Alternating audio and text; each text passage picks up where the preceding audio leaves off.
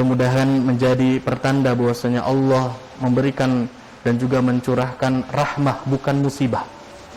Dan kita berdoa ketika hujan datang dan hujan turun dengan doa yang diajarkan oleh Nabi SAW. Doanya cukup ringkas, Allahumma sayyiban nafi'an. Ya Allah, jadikanlah hujan ini nafi'an, menjadi hujan yang memberikan manfaat kepada kami. Para jemaah sekalian, kita akan lanjutkan pembahasan kita pada malam kali ini mengenai fikih. Kemarin sudah kita bahas mengenai sunnah-sunnah di dalam salat. Raf'ul yadaini, yang pertama itu ada sunnah untuk mengangkat kedua tangan, wajibnya itu ketika takbiratul ihram. Dan Nabi SAW selalu memberikan contoh kepada kita mengangkat kedua tangan kita ketika takbir. Dan yang kedua, idza raka'a, ketika kita akan ruku, mengangkat lagi kedua tangan. Wa idza rafa'a ra'sahu minar ruku'i, ketika bangkit dari ruku kita pun disunahkan untuk mengangkat kedua tangan. Dan yang terakhir, ketika kita nahadha minar raka'atis tsaniyah, dari rakaat yang kedua ketika sudah masuk ke rakaat ketiga setelah tasyahud awal, tahiyat awal, ketika bangun maka disunahkan juga untuk mengangkat kedua tangan. Adapun batasan mengangkatnya, pada umumnya itu Nabi SAW mencontohkan yang pertama hadwa mankibaihi, sejajar dengan kedua pundak kita. Yang kedua juga haula udhunaihi, sekitaran, sejajar dengan telinga. Maka dari itu, yang pertama ada yang menyebutkan sejajar itu atrafnya, ujung-ujung jarinya sejajar dengan bahu. Ada yang menyebutkan yang sejajar dengan bahu itu apanya? Kafunnya, telapak tangannya. Sehingga kalau disejajarkan dengan telapak tangan, maka otomatis atrafnya, ujung dari jari-jarinya akan melebihi dari bahu. Dan itu akan sejajar dengan telinga. Adapun menurut yang masyhur kita ketahui bahwasanya kita tempatkan al-ibham. Al-ibham itu ibu jari kita berada di bawah dari daun telinga, ibhamnya. Atrafnya, ujung-ujung jarinya berada di a'la, di lebih atas dari daun telinga. Dan kafunnya itu berada di searah dengan pundak kita. Itulah yang dicontohkan oleh Nabi SAW. Dan selanjutnya kita pun sudah bahas mengenai sidaqat, Pak. Sidaqat, wada'a yadahul yumna 'alal yusra, menempelkan, meletakkan tangan kanan di atas tangan kiri ketika kita qiyam, berdiri. Caranya ada dua. Yang pertama kita tempelkan di kafun. Kafun itu di zahir punggung dari telapak tangan. Yang kedua ar-rasg. Ar-rasg itu di bagian mifsal, bagian antara tangan dan juga telapak tangannya dipegang di sini. Dan yang terakhir itu di sa'id. As-sa'id itu di antara lengan dan sini, jadi di tengah-tengahnya. Maka ada tiga, bisa di sini, bisa di sini, bisa di sini.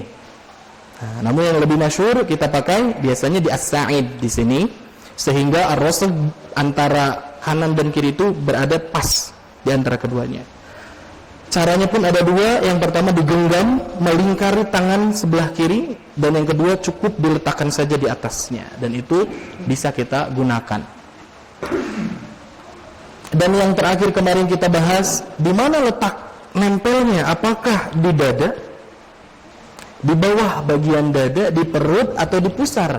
Nah, dan ternyata para ulama kita berselisih pendapat dan membolehkan seluruh pendapat. Yang pertama di sodrun, di dada, di atas.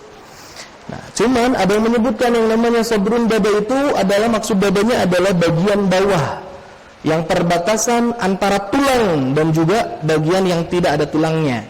Kalau istilah kita mah naonnya di palebah, naon ieu teh? Ulu hati. Ulu hati ya. Nah, itu di situ. Ada yang disebut juga dengan a'la surrah, di atas pusar, di perut. Dan yang terakhir ada juga di bawah perut. Makanya jangan heran, juga ada yang memakai dan mengamalkan hal tersebut. Itu kemarin kita sudah bahas. Dan kita sekarang akan melanjutkan pembahasan kepada sunnah yang ketiga, yaitu mengenai doaul istiftahi. Doa istiftah, ataupun biasa kita sebut dengan doa iftitah. Iftitah itu artinya doa pembuka, yang menjadi doa pertama yang mengawali seseorang dalam melaksanakan salat. Yandubu lil musalli an ya'tiya bi ayyi du'ain min al-ad'iyati allati kana yad'u biha an-nabiy sallallahu alaihi wasallam wa yastaftihu biha as-salatu. Nah, di sini Said Sabiq menyebutkan bagi seorang yang salat maka dia diberikan amalan yang sangat baik untuk dilaksanakan. Apa amalan tersebut? Tiada lain dan tiada bukan du'a'un minal ad'iyati allati kana yad'u bihan nabiyyu, yaitu melaksanakan membacakan doa yang dibacakan oleh Nabi sallallahu alaihi wasallam ketika Nabi memulai salatnya. Doanya ada banyak, Pak. Nanti kita bisa pilih salah satu dari doa yang dicontohkan oleh Nabi sallallahu alaihi wasallam. Kapan doa itu dibacakan? Ba'da takbiratil ihrami wa qabla al-qiraah. Doa iftitah itu dibacakan setelah takbiratul ihram, Allahu Akbar, dan sebelum bacaan surat Al-Fatihah. Itulah yang disebut dengan doa iftitah. Yang pertama, riwayat dari sahabat Abu Hurairah radhiyallahu an menyatakan bahwasanya Rasul sallallahu alaihi wasallam idza kabbara fi sholati sakata hunaiha. Nabi itu ketika sudah bertakbir, jamaah sekalian, sakata, beliau itu terdiam. Tidak langsung ada bacaan suara ataupun doa-doa yang dibacakan. Hunaiha itu sebentar. Qablal qiraah, sebelum beliau membacakan bacaan-bacaan dalam sholat, yaitu surat Al-Fatihah. Maka ketika Abu Hurairah melihat apa yang dilakukan oleh Rasul, beliau penasaran. Kenapa Rasul berhenti diam sejenak ketika mengawali sholatnya? Sehingga beliau bertanya, Ara'aitu sukutaka bainat takbiri wal qiraah, ma taqulu? Sungguh ya Rasul, aku tuh melihat engkau itu diam sejenak sebelum engkau baca Al-Fatihah, ketika engkau selesai takbir. Apa yang sedang engkau baca ya Rasul sallallahu alaihi wasallam? Itu pertanyaan dari Abu Hurairah. Maka Rasul sallallahu alaihi wasallam menjawab, Aqulu Allahumma ba'id baini wa baina khotoyaya. Doanya ini, Allahumma ba'id baini wa baina khotoyaya. Ya Allah, jauhkanlah baini, antara diriku, wa baina khotoyaya, dan antara kesalahan dan dosa-dosaku. Ya Allah, jauhkanlah diriku dari dosa-dosaku. Kama ba'adta bainal masyriqi wal maghribi, sebagaimana engkau telah jauhkan antara bagian timur dan juga barat. Dan selanjutnya, Allahumma naqqini min khotoyaya kama yunaqqa thawbul abyadu minad danas. Ya Allah, bersihkanlah diriku min khotoyaya, dari kesalahan dan dosa-dosaku, kama yunaqqa thawbul abyadu minad danas, sebagaimana baju yang putih itu dibersihkan sampai bersih.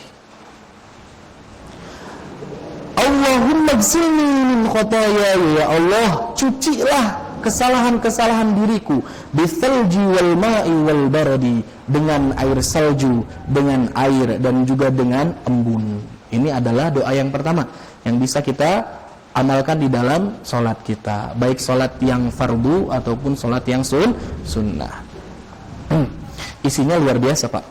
Nah, itu doa yang mengawali kita tidak melaksanakan sholat. Yang kedua, ini periwayatan yang kedua dari sahabat Ali karramahullahu wajhah.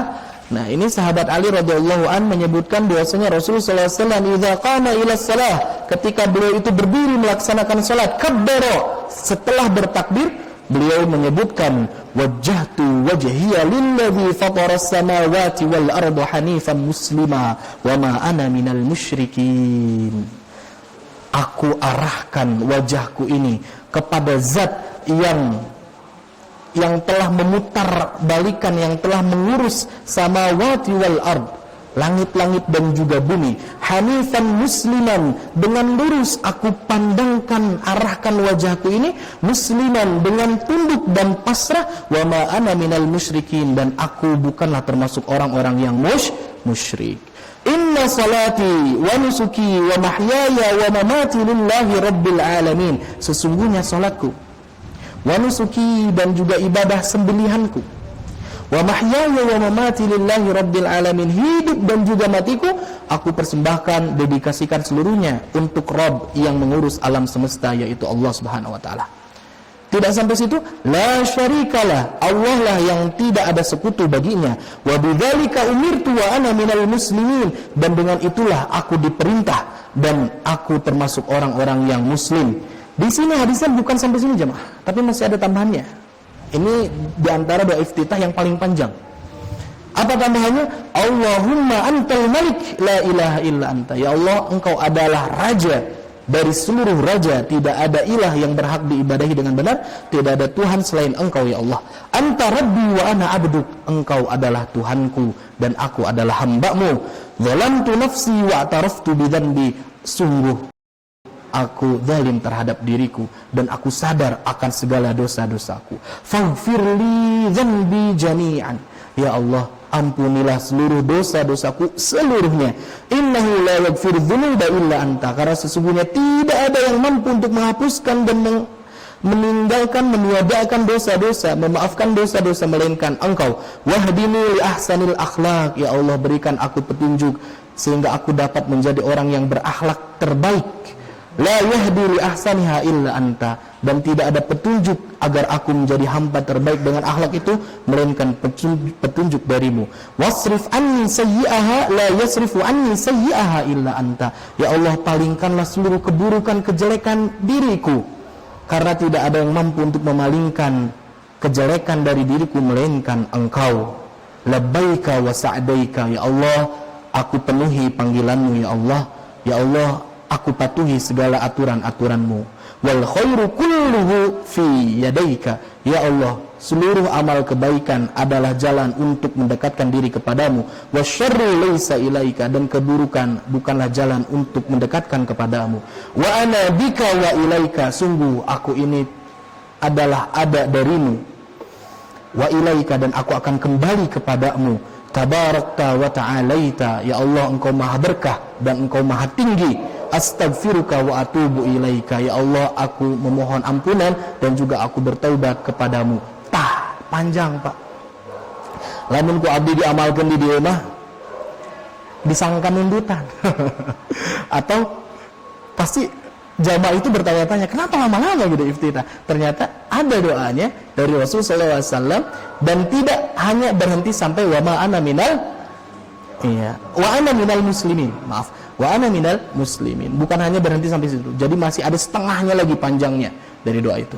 Yang biasa kita pakai, kita awali dengan Allahu Akbar kabira, walhamdulillahi katsira, wa subhanallahi bukratan wa asila. Baru ini wajjahtu wajhiya lilladzi fataras samawati sampai wa ana minal muslimin. Itu bisa digabungkan.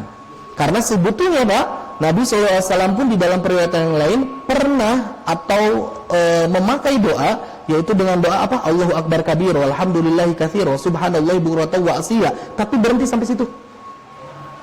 Pendek sakitu. Nah, maka di dalam kitab Al-Adhkar yang di dalamnya itu banyak tentang zikir-zikir, doa-doa Nabi SAW, dan amalan itu dipakai oleh kalangan Nahdliyin, itu dikomparasikan, bukan dikomparasikan, dimasukkan, dikompilasikan, digabungkan antara doa itu dengan doa yang ini, sehingga memiliki muatan makna yang terbaik. Karena ada salah satu riwayat menyebutkan inti dari iftitah itu adalah apa? Sanjungan kepada Allah Subhanahu wa Ta'ala. Jadi kita dalam memulai salat kita itu, sebelum doa-doa yang kita berikan itu, kita banyak menyanjung Allah Subhanahu wa Ta'ala. Nah, itu jamaah sekalian. Jadi kalau hadis yang dari sahabat Ali itu panjang, dan itu bagusnya dipakai ketika kita sedang salat sunnah. Apalagi kalau lagi tahajud, khusyuk banget enggak iya teh. Maknanya kita regepkan, renungi, wah luar biasa. Luar biasa. Kalau ya imaman jamaah di sini. Kalau di Arab nggak tahu tuh, panjang nggak Pak iftitahnya, lama nggak kira-kira? Sedang ya, biasa-biasa aja ya.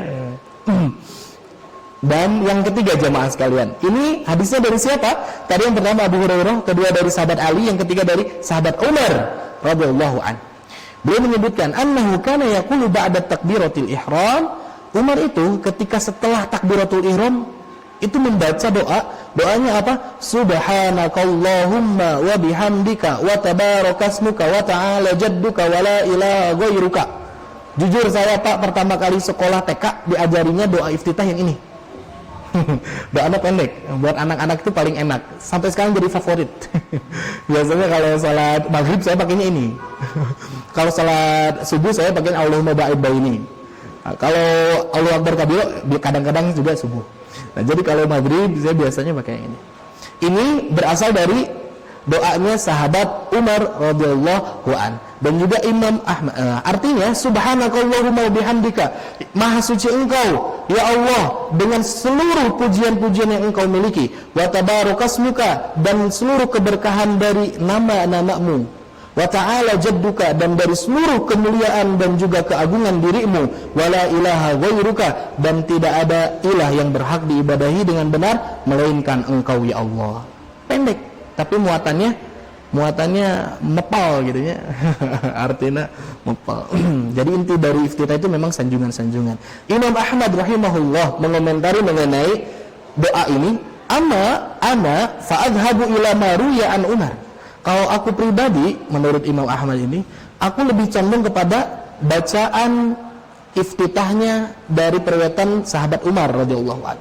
Walau anna rajulan istaftaha bi ba'din ma ruya kana hasanan. Kalaupun misalkan ada di antara kita yang memakai doa iftitah selain dari yang ini, hasanan itu adalah sesuatu yang baik. Nah, jadi tidak ada istilah afdal keafdalan ya. Seluruhnya isinya baik menurut Imam Ahmad seperti itu. Yang keempat, ini sahabat Asim bin Humaid radhiyallahu an, beliau bertanya kepada istri dari Nabi sallallahu alaihi wasallam, Sayyidatuna Aisyah radhiyallahu anha. Bertanya, apa pertanyaannya? Sa'altu Aisyata bi ayyi syai'in kana yaftatahu Rasulullah sallallahu alaihi wasallam qiyamal lail. Ini lebih khusus, Pak. Sahabat Asim bin Humaid bertanya kepada Aisyah, wahai Aisyah, Rasul sallallahu alaihi wasallam kalau mengawali salatnya, beliau baca apa iftitahnya ketika qiyamul lail, ketika salat qiyamul lail. Qiyamul lail bisa jadi kalau salat qiyamul lail itu yaitu dia tahajud atau witir. Ini bisa pun tarawih qiyamul lail. Faqalat, maka Aisyah radhiyallahu anha menjawab. Sebelum menjawab, beliau mengomentari dulu pertanyaan dari Asim bin Humaid. Sa'altani an syai'in ma sa'alani anhu ahadun qablaka. Engkau itu sungguh telah bertanya sesuatu yang tidak pernah ada seseorang bertanya kepadaku sebelumnya. Jadi ini ada pertanyaan yang baru menurut Aisyah radhiyallahu anha. Kana idza qama kabbara ashran. Nah, ini jamaah sekalian. Rasulullah SAW ketika salat malam, ketika sudah takbir, beliau apa? Kabbara ashran, bertakbir lagi di dalam hatinya, di dalam doanya, Allahu Akbar, Allahu Akbar, Allahu Akbar, ashran 10 kali. Takbir 10 kali dalam hati, Allahu Akbar, Allahu Akbar. Ini doa iftitahnya. Selanjutnya, wa hamidallaha ashran. Setelah Allahu Akbar, alhamdulillah 10 kali. Wasabbahallaha ashran. Setelah alhamdulillah, subhanallah 10 kali. Setelah subhanallah, wa halala ashran. Tahlil itu apa? La ilaha illallah, la ilaha illallah 10 kali. 4 tuh tahlil. Dan yang terakhir wastaghfar ashran. Dan Rasul SAW beristighfar 10 kali. Nah, jadi 50 kali zikirnya tuh ketika doa iftitah. Takbir, setelah takbir hamdalah, setelah hamdalah tasbih, setelah tasbih tahlil, dan yang terakhir istighfar. Jadi 50 kali. Setelah selesai membaca istighfar, baru Rasulullah SAW melanjutkan dengan doa. Doanya apa? Allahumma gfirli, ya Allah ampunilah aku. Wahdini, berikan petunjuk kepadaku. Warzuqni, ya Allah berikan rizki kepadaku. Wa'afini, berikan afiah kepada diriku. Wa ta'awwadhu min dayyikil maqami yaumal qiyamah. Ya Allah, aku pun berlindung kepadamu dari sempitnya posisiku nanti di hari kiamat. Ini ada yang menariknya itu, Pak. Wa a'udzubika min dayyikil maqami yaumal qiyamah. Ya Allah, aku berlindung kepada Engkau dari sempitnya posisiku ketika nanti di yaumil qiyamah. Maksud sempit posisi itu apa? Rasulullah SAW menginginkan agar posisinya luas di hadapan Allah. Dengan keluasan posisinya ini, Rasulullah SAW mampu untuk memberikan syafaat kepada umat-umatnya. Jadi Rasul meminta kepada Allah agar diberikan jatah beliau sehingga mampu untuk memberikan syafaat kepada umat-umatnya. Ini adalah salah satu permintaan Rasulullah SAW dalam doa iftitahnya ketika sholat malam. Nah, ini mah bagus diamalkan di sholat malam. Kalau di sholat fardu bisa nggak? Sebetulnya bisa. Cuman ini ada afdolnya. Keafdolannya dilakukan di sholat sunnah, sholat malam. Karena juga lumayan panjang juga Pak. Kasihan jamaahnya. Kasihan jamaahnya kalau ikut. Dan yang kelima, sekarang lanjutkan. Ada sahabat Abdurrahman bin Auf. Yang kita tahu Abdurrahman bin Auf itu adalah sahabat yang minal aghniya, dari sahabat-sahabat senior Rasulullah SAW, nubunghar Pak. Yang kaya raya, yang Allah berikan kekuatan dalam hartanya. Beliau pun bertanya kepada istri Nabi Aisyah radhiyallahu anha. Kata Aisyah menjawab dengan doa yang lain. Kalau tadi kan Aisyah menjawab dengan doa yang barusan kita dengar. Nah ini doanya doa yang lain. Apa kata Aisyah? Ini adalah salah satu amalan yang dilakukan oleh Rasul ketika beliau mengawali sholat malam. Apa bacaan iftitahnya? Allahumma Rabbi Jibril wa Mikail wa Israfil. Ya Allah, Engkau adalah Rabbnya malaikat Jibril, Engkau adalah Rabbnya, Tuhannya malaikat Mikail, Engkau adalah Rabbnya malaikat Israfil. Jibril mengantarkan wahyu Pak tugasnya. Mikail tugasnya mengantarkan rahmat. Mikail. Dan Israfil tugasnya meniup sangkakala. Luar biasanya malaikat itu Pak, kalau udah diciptakan oleh Allah untuk melakukan sesuatu, udah matuh, itu yang dilakukan. Si Gana nu capek emang malaikat siapa Pak? Malaikat Israel ya. Nyabutan nyawa terus. Tapi kan banyak malaikatnya. Israfil pun tugasnya, bukan Israfil, Mikail pun tugasnya cukup lumayan juga. Selalu memberikan rahmat. Rahmat diberikan oleh Allah setiap saat. Jadi terus-terusan. Kadang ada yang berpikir, aduh enaknya malaikat Jibril atunya tugasnya sudah selesai, mengantarkan wahyu, sudah tidak ada lagi wahyu. Atau lu paling enak mah tugasnya siapa? Malaikat Israfil. Kunaon sih? Cuma niup sangkakala. Dan itu kan 2 kali, kayak masih lama deh gitu ya. Tapi jangan dikira Pak menggampangkan, gampang Israfil. Ya tidak. Israfil itu ketika sudah diberikan mandat oleh Allah Subhanahu wa taala untuk dijadikan peniup sangkakala, itu selalu dan sudah menyiapkan ujung bibirnya di dekat trompetnya Pak, di dekat sangkakalanya, dan tidak bergerak sedikit pun, selalu memandang kepada Allah Subhanahu wa taala, menunggu aba-aba dari Allah. Kieu Pak. Nagen cicing teu mana-mana. Kita mah capek. Itu mah cicing. Karena beliau malaikat Israfil ini takut ketika melakukan dan juga melalaikan terhadap tugasnya, tiba-tiba Allah Subhanahu wa taala memberikan perintahnya. Tiupkan, nah, bisi pas menuju di parentah menuju ke mana gitu. Makanya Israfil itu sudah siap dari dulu Pak, dari zaman Nabi SAW.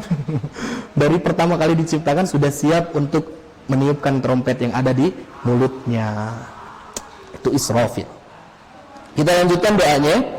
Fatiras samawati wal ard, alimul ghaibi wasyahadah, yang mengurus, yang mengatur, yang memutarbalikan yang ada di langit dan yang ada di bumi. Alimul ghaibi wasyahadah, yang mengetahui kunci-kunci ghaib dan juga sesuatu yang nampak. Anta tahkumu baina ibadika fima kanu fihi yakhtalifun. Ini ada tambahannya. Ini ada yang lebih ditekankannya, garis besarnya apa? Rasulullah SAW memintakan di dalam doa iftitahnya, ya Allah, Engkau adalah hakim yang akan memberikan keputusan di antara hamba-hambamu yang sedang berselisih. Nah jadi, kalau kita sedang memiliki urusan, bingung untuk memutuskan sesuatu, bisa kita pancing agar Allah Subhanahu wa taala memberikan jawaban kepada kita dengan doa iftitah yang ini. Allahumma anta tahkumu baina fima ibadika fima kanu yakhtalifun. Selanjutnya, ihdini lima ikhtalafa fihi minal haqqi biidnik. Ya Allah, berikan kepadaku petunjuk mana yang benar, mana yang benar-benar aku harus lakukan di antara apa yang diselisihkan dengan izinmu ya Allah.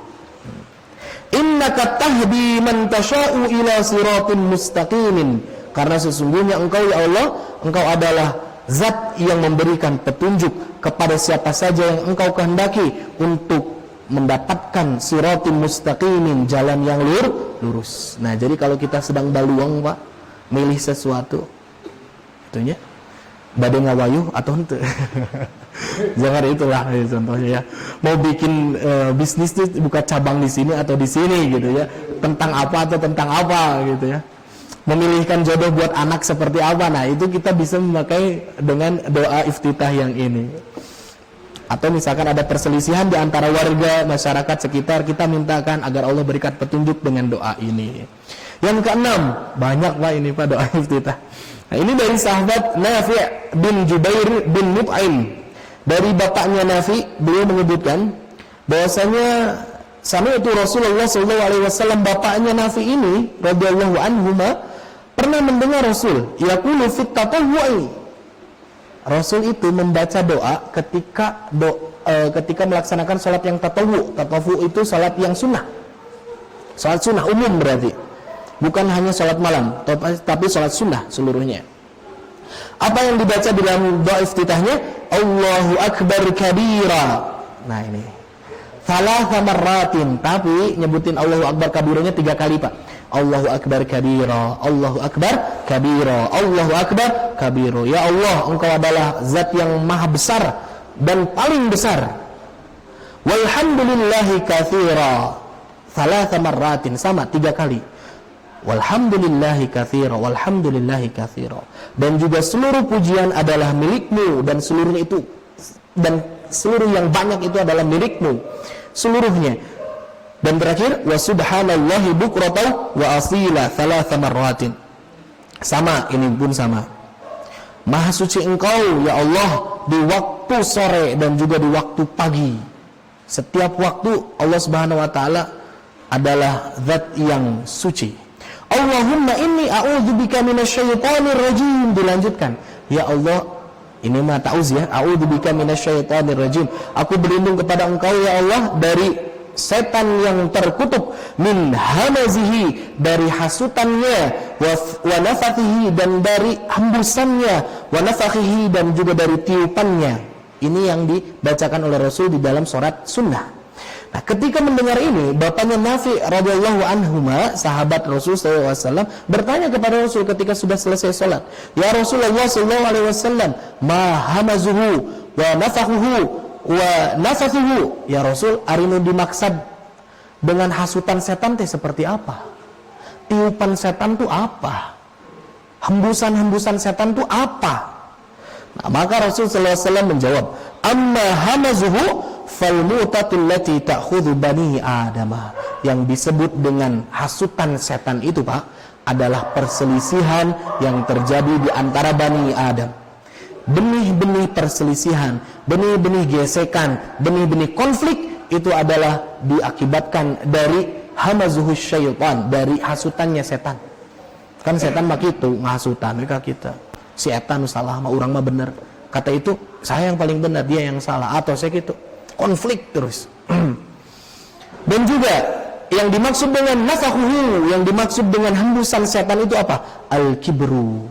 Setan itu selalu menghembus-hembuskan al-kibru. Al-kibru itu sombong. Selalu saja di dalam hati seorang itu dipanasan, sepados dia merasa besar gitu. Wa nafathuhu, dan yang dimaksud dengan nafathuhu teh tiupannya setan itu apa? Asy-syi'ru. Asy-syi'ru teh naon, Pak? Syair. Nah, cuman yang maksud syair di sini adalah bentuk-bentuk syair-syair yang dapat melenakkan seseorang dari melalaikan ibadah kepada Allah Subhanahu wa taala. Jadi kadang-kadang ada syair-syair yang membuat kita itu hanyut, lupa daratan. Bisa jadi lagu-lagu yang di dalamnya itu ada kaitan dan muatan-muatan kesyirikan. Seperti lagunya siapanya, nu bahasa Inggris teh. Dia menyebutkan bahwasanya tidak ada agama lagi yang mampu untuk memberikan jalan keluar dari masalah diriku. Kan itu kan dalamnya sudah musyrik gitu teh, Pak. Sudah mengingkari terhadap agama, seluruh agama termasuk Islam. Kalau orang Islam dia menyanyikan lagu itu dan dia meyakininya, itu bahaya, mengganggu kepada akidahnya. Cuman maksudnya saya mah cuma nyanyi doang, enggak maksud itunya. Tetap saja dia sudah menyatakan sesuatu yang tidak layak, walaupun tidak sampai masuk ke dalam hatinya. Misalkan seperti itu. Atau seperti lagunya John Lennon sebelum dia mati, ditembakkan itu kan dia mengharapkan new world, kan, tatanan hidup dunia baru. Dan di dalamnya itu dia menggambarkan kalau misalkan tidak ada agama tidak ada konflik, tidak ada masalah, semuanya akan damai kan gitu. Tadinya pada dinyanyikan cuma di masjid Pak, tekengeng. Teketa. Nah itu adalah salah satu hal-hal yang ditiupkan oleh setan. Cinta-cintanya tentang selingkuh gitu nyata. Eta teh naon sih kan gitu. Nah, ini adalah salah satu benih-benih jadikan seseorang teh Yang paling ngeri apa Pak? Saya dapat postingan dari saudara dikirim. Ada anak perempuan usia 6-7 tahun lah. Ketika dia lagi tidur Pak, sampai kikiran Pak. Gitu. Wah, joget-joget. Eta teh ngalindur. Ya, tok-tok. Yang seperti itu sampai masuk ke dalam alam bawah sadarnya, saking apa? Sering digunakan hari-harinya gitu. Kalau Bapak perhatikan Pak, anak-anak perempuan umumnya, laki-laki juga pun sama. Ini kalau di TM nih, ada orang luar mainnya. Kalau jalan kaki sama temen-temennya tuh sambil jalan gini Pak. Gitu Pak, betul. Dan itu sering. Kemudian di lapang mah dijadikan spot untuk kayak gitulah. Nah itu adalah salah satunya kan hal-hal yang membawa pada luput kepada Allah. Dan juga yang paling parah apa? Ya menandakan ya dirinya sudah terangkat rasa malunya. Dilihat sama orang-orang dia joget. Yang lebih miris lagi kemarin pisan Pak, nanti saya kirim videonya di grup. Di acara imtihan, haflah imtihan madrasah. Itu ada acara perlombaan-perlombaan. Nah, di antara kreasi anak santrinya itu joget TikTok. Dan lagunya itu di lirik lagunya itu ada ungkapan gogo. Nah, tapi pakai bahasa Indonesia ya. Itu teh didengarkan yang nontonnya para ustad. Bahkan ada yang naik yang pakai sarung, pakai kopiah, guru ngajinya mungkin ya, nyawer si anaknya lagi gitu-gitu, iya gitu teh. Masih ting. Ternyata lagu naik itu teh Pak. Nah, itu ya Allah, ini adalah salah satu hal. Ya.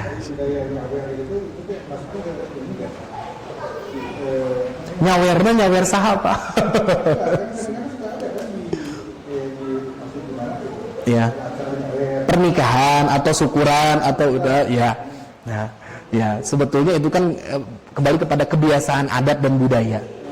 Kan nyawer itu ingin memberikan menebarkan apa yang dia miliki dari kelebihan hartanya gitu kan.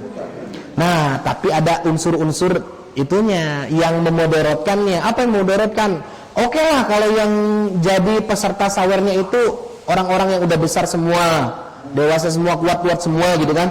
Lamun kabupaken nggak jadi masalah. Ini masalahnya kadang-kadang anak kecil segala macam kagilai lah, kajejek lah, sampai tendang segala macam. Itu kan sesuatu hal yang tidak bagus. Makanya kalau saya pribadi kalau mau ngasih udah satu-satu aja. Tapi saya mah rame Pak. Pugu rame teh gitu kan, wah, huyek gitu. Saya nikah aja tuh kayak gitu Pak. Saya nikah tuh dari belakang tuh ada auram, gitu. Mau gimana kan gitu. Dan itu sudah menjadi tradisi. Nah, tradisi. Kalau dalam Islam itu tidak ada.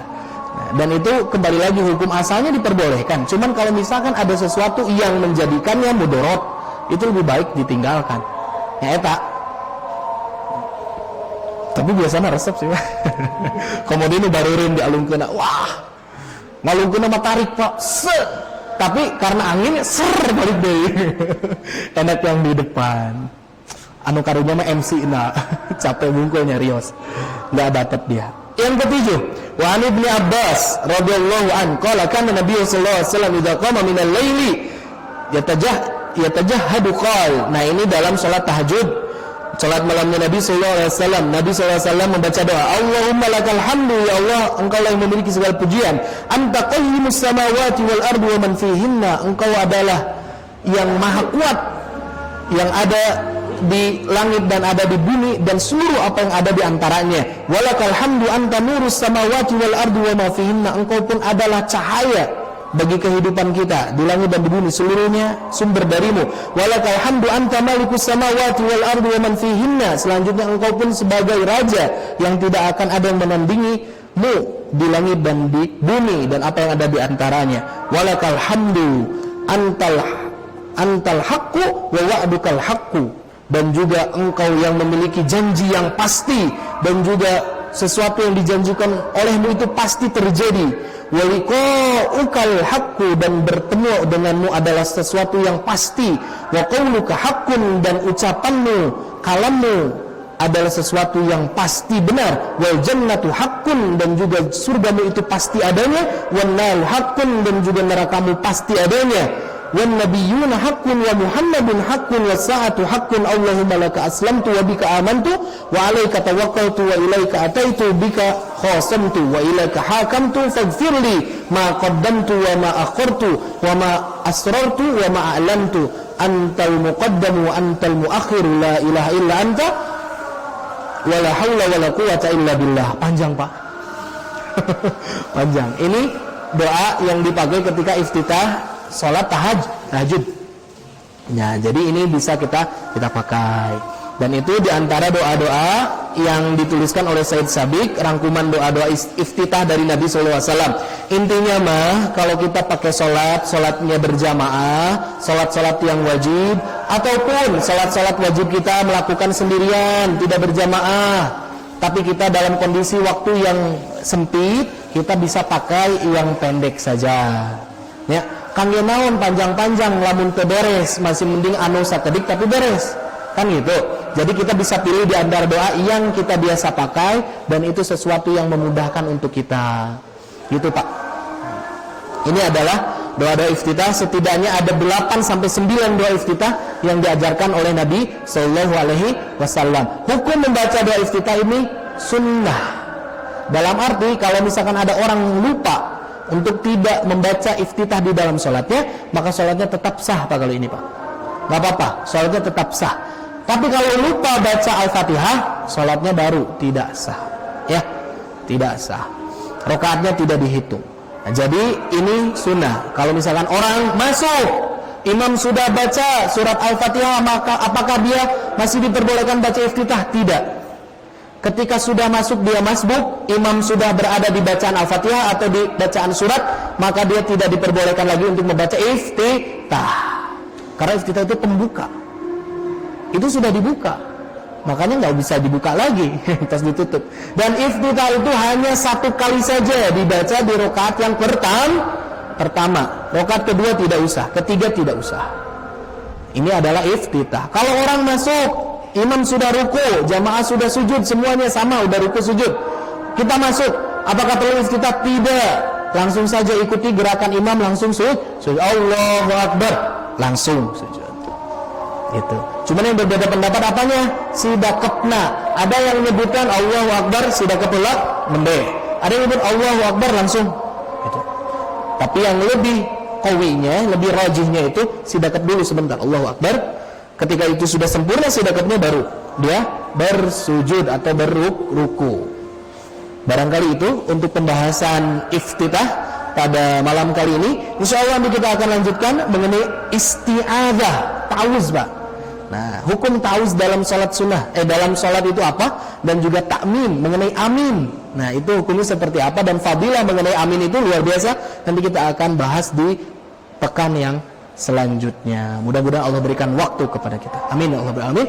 Dan sedikit informasi, insyaallah untuk besok sepertinya saya izin dulu absen di masjid 3 hari ke depan. Saya mau bersilaturahim dulu ke Subang sebelum nanti Ramadan dan Syawal, insyaallah saya di sini. Barangkali itu yang dapat sampaikan dalam kesempatan kali ini. Kita tutup saja, akhiri pertemuan kita pada malam ini dengan bacaan hamdalah dan doa kifaratul majlis bersama-sama. Alhamdulillahirabbil alamin. Subhanakallahumma bihamdika asyhadu an la ilaha illa anta astaghfiruka wa atubu ilaik. Wassalamualaikum warahmatullahi wabarakatuh.